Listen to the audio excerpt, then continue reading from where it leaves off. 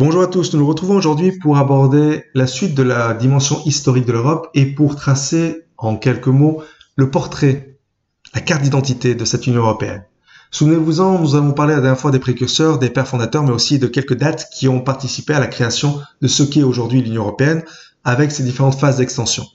Aujourd'hui, nous allons revenir sur le traité de Lisbonne, déjà précédemment évoqué, qui a l'avantage de rendre l'Union européenne plus efficace, avec la simplification des procédures, mais aussi avec la création de la fonction de président permanent du Conseil. Tout ça permet justement à l'Europe d'être plus efficiente d'un point de vue administratif et politique. L'Europe devient également plus démocratique grâce à ce traité de Lisbonne, puisque le Parlement européen ainsi que les parlements nationaux vont être renforcés. Il va également y avoir la possibilité d'initiative citoyenne et la charte des droits fondamentaux qui va permettre justement à chacun de s'exprimer. C'est là tout l'intérêt de l'Union européenne. Si elle n'est guidée que par quelques États qui imposent leur vision sur le reste de l'Europe, on se doute bien que le système ne fonctionnera pas. Les pays n'accepteront pas que des décisions soient imposées par d'autres pays.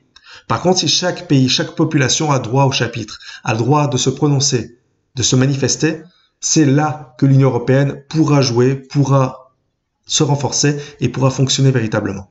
Donc, c'est aussi tout à son intérêt d'être démocratique.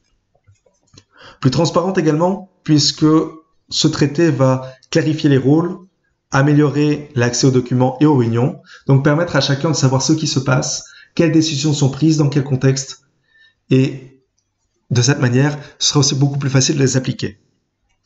Plus unis sur la scène mondiale, parce qu'on va nommer un haut représentant pour la politique étrangère, par exemple, ce qui permet à l'Union européenne d'être soudée, et plutôt que d'avoir 27 États membres qui discutent chacun avec leurs représentants, avec la Chine ou les États-Unis, on a une personne qui regroupe les intérêts de chacun et qui va défendre ses intérêts. Plus sûr enfin, puisqu'on met à disposition davantage de moyens pour lutter contre le changement climatique, contre le terrorisme, et pour assurer par exemple l'approvisionnement énergétique. Donc tout ça permet une solidification, une meilleure unité, disons, au sein de cette Union européenne. Signé en décembre 2007, ce traité va entrer en vigueur progressivement, une fois qu'il a été ratifié par les 27 États membres, et va participer justement à l'essor, d'une certaine manière, de l'Union européenne. L'Union européenne, dont je rappelle ici les principales dates d'extension. 1957, rappelez-vous, les pays fondateurs, les 6 d'origine, Allemagne, Belgique, France, Italie, Luxembourg et Pays-Bas. En 1973, première extension, Danemark, Irlande et Royaume-Uni amènent l'Union européenne à 9. La Grèce, en 1981, fait passer à 10, 12 pour l'Espagne et le Portugal, 15 pour l'Autriche, la Suède et la Finlande. Puis vous voyez l'explosion. Chypre, Estonie, Hongrie, Lettonie, Lituanie, Malte, Pologne, République tchèque, Slovaquie, Slovénie en 2004. On est à l'Europe des 25. L'Europe des 27 avec la Bulgarie et la Roumanie en 2007. L'Europe des 28 en 2013 avec la Croatie. Des 27 à nouveau en 2020 avec le Brexit. Mais vous le voyez, on a encore quelques États qui sont candidats à l'adhésion. Turquie, Macédoine, Islande, Monténégro, Serbie, Albanie. Nous reparlerons de certains de ces cas puisqu'ils sont intéressants, notamment le cas de la Turquie, le cas de l'Islande aussi dans une certaine mesure. Puisque vous le verrez, l'Europe n'est pas quelque chose de fixe. Elle est encore appelée à évoluer. Elle est très fragile sur certains aspects. D'ailleurs, la crise Covid-19 participe aussi à la fragilisation d'une certaine manière de l'Europe, ou peut-être à son renforcement, tout dépendra de l'attitude et de la défense qui en sera assurée par la plupart des gouvernements. Mais tout ça participe à l'évolution, quoi qu'il arrive, de l'Union européenne. Une européenne que vous pouvez observer ici sur cette carte de manière peut-être plus explicite avec justement les différentes étapes de croissance de cette union, ces différentes extensions qui ont eu lieu. Et quelques exceptions bien évidemment, que vous retrouvez d'ailleurs ici, l'Islande, la Norvège également, la Suisse, n'en font pas partie. Nous verrons un peu plus précisément pourquoi, même si l'Islande et la Norvège, par exemple, ont un statut un peu particulier. La prochaine carte l'illustrera. Je m'arrête cependant quelques instants sur celle-ci, puisque elle évoque la zone euro, et vous le voyez, tous les pays n'ont pas adopté l'euro.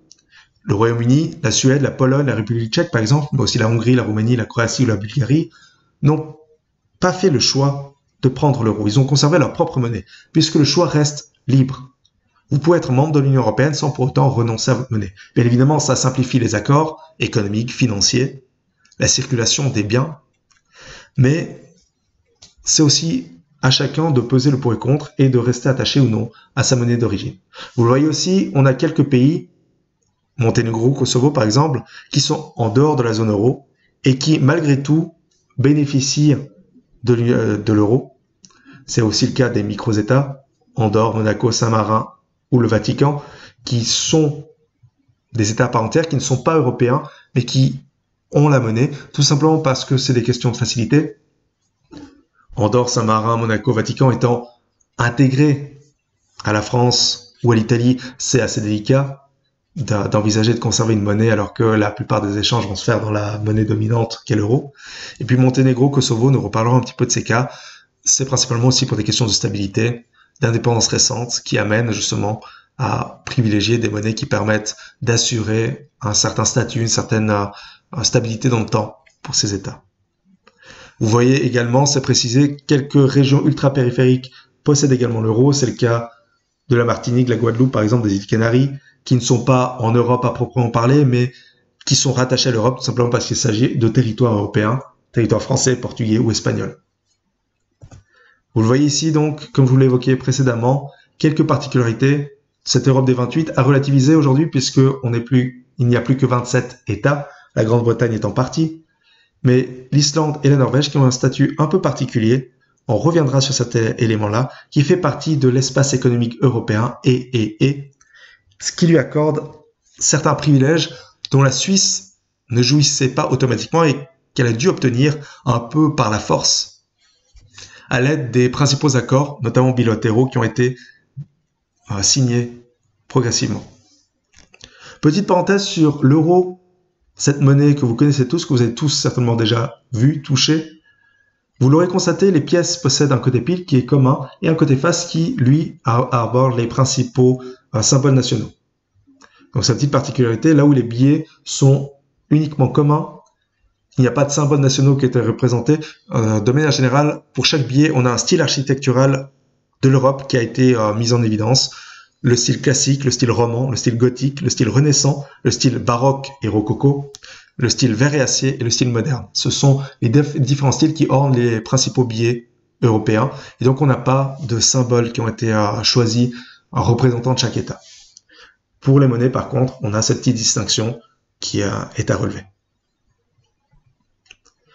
Concernant l'identité européenne, on a deux tendances globalement. Vous le voyez ici, la tendance issue de la pensée de Charles de Gaulle, qui privilégie une Europe des patries, l'idée d'un rapprochement entre les États sans remise en cause de la souveraineté de chacun. En d'autres termes, l'Europe, c'est un patchwork, c'est un tissu composé d'une myriade d'États, mais ces États conservent leur souveraineté, conservent leur pouvoir.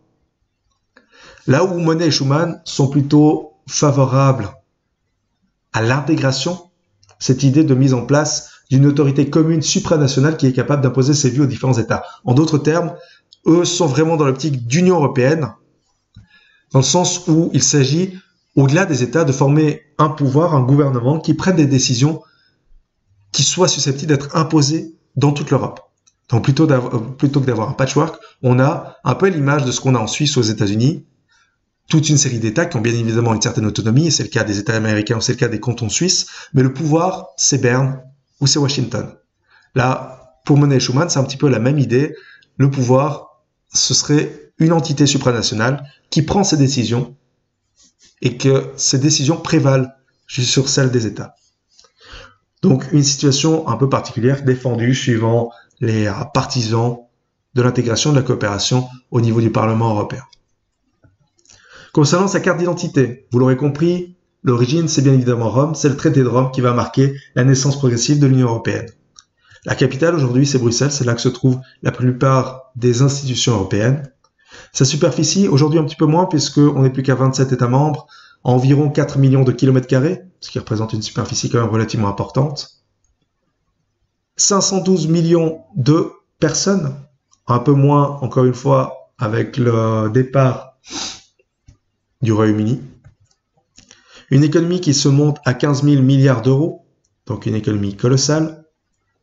24 langues parlées à travers l'Europe, ce qui explique aussi pourquoi il est relativement difficile finalement de trouver des accords d'une certaine manière, puisque finalement on est tous différents les uns des autres.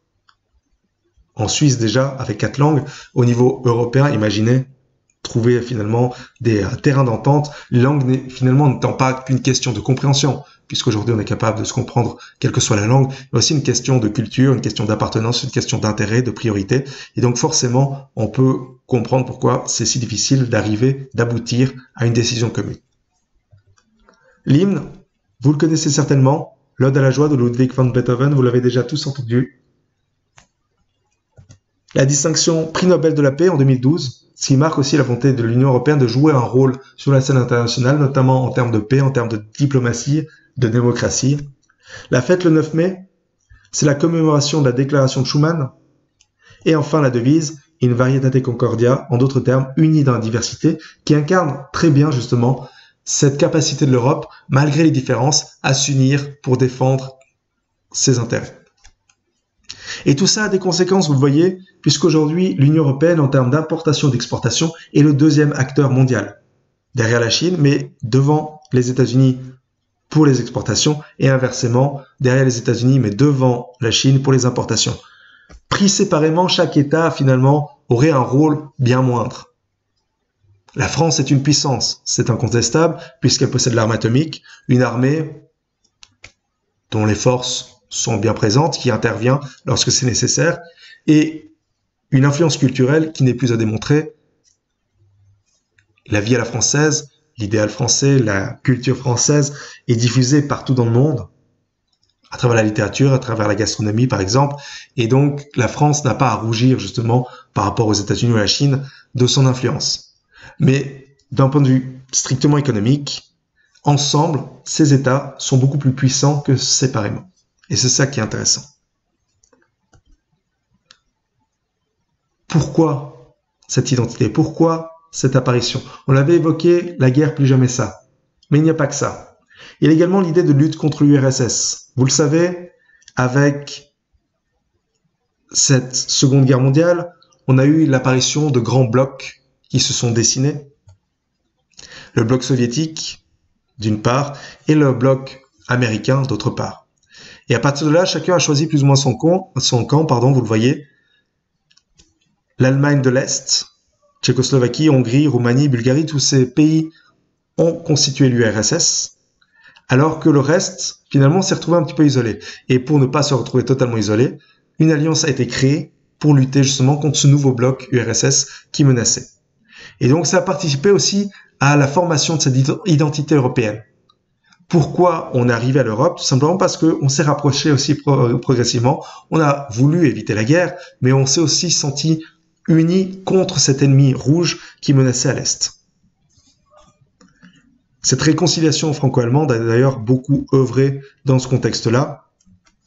Vous le voyez ici avec Mitterrand et Helmut Kohl à Verdun en 1984, qui symbolise justement cette nécessité de relations, d'amitié entre les États.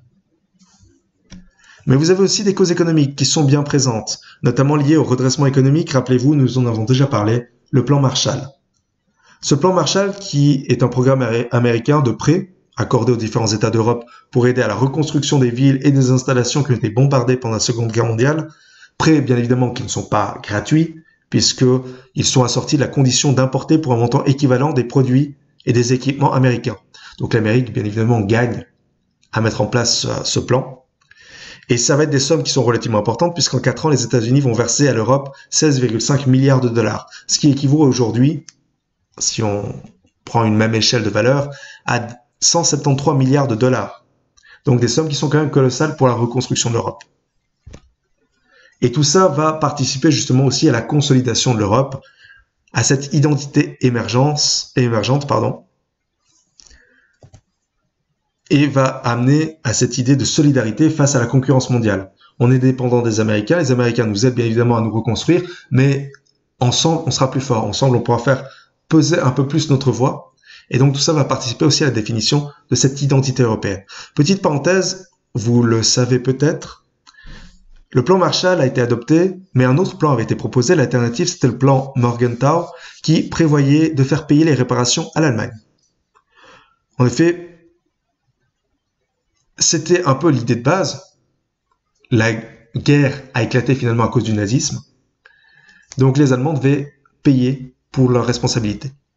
Mais plusieurs experts se sont souvenus un petit peu des impacts qu'avait eu cette politique après la Première Guerre mondiale, puisque après la Première Guerre mondiale, on a déjà demandé aux Allemands de réparer ce qui avait été détruit. Donc, ça avait déjà contribué à l'émergence d'un sentiment d'injustice au sein de la population allemande, qui considérait que c'était pas juste d'être les seuls à payer pour une guerre qui finalement avait engagé plusieurs parties. Et donc, de manière à éviter que ce sentiment d'injustice ne renaisse, ne se développe à nouveau, on a privilégié un autre plan qui était plus juste, plus égalitaire, et qui permet justement aux vaincus de cette Seconde Guerre mondiale de ne pas s'enfermer à nouveau dans cette haine, dans cette colère qui a amené les nazis au pouvoir. Voilà ce qu'il en est pour l'identité européenne, pour cette suite de dimensions historiques. La prochaine fois, nous parlerons en quelques mots du futur de cette Union européenne. Futur, bien évidemment, pas totalement tracé, mais dont on peut déjà tracer quelques lignes malgré tout.